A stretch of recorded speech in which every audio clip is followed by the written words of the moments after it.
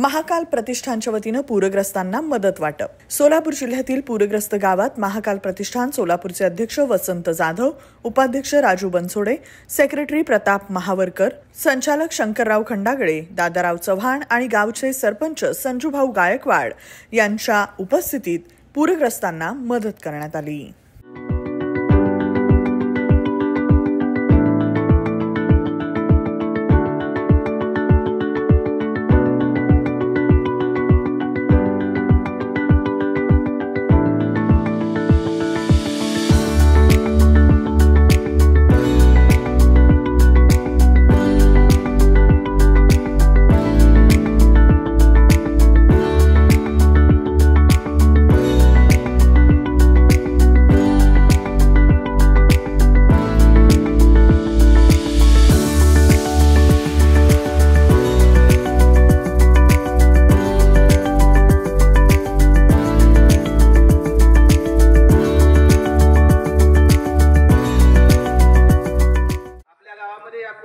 दसऱ्याच्या दुसऱ्या दिवशी आलो होतो.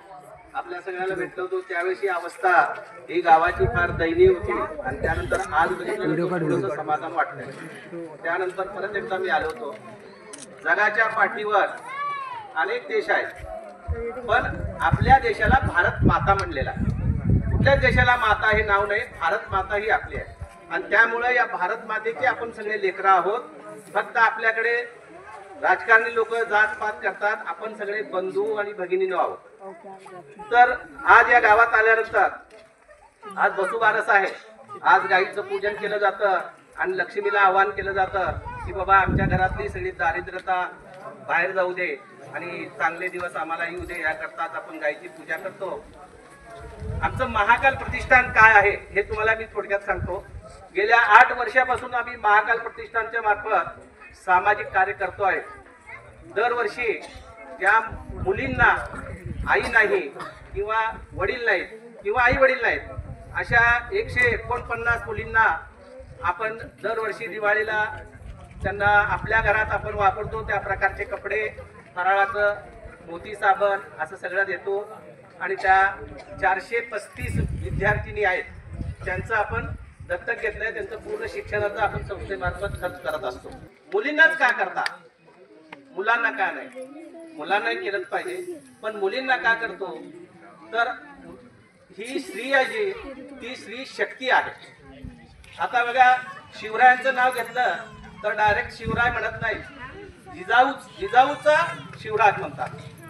दत्ताचं नाव घेतलं तर अंजनी पुत्र हनुमान म्हणतात.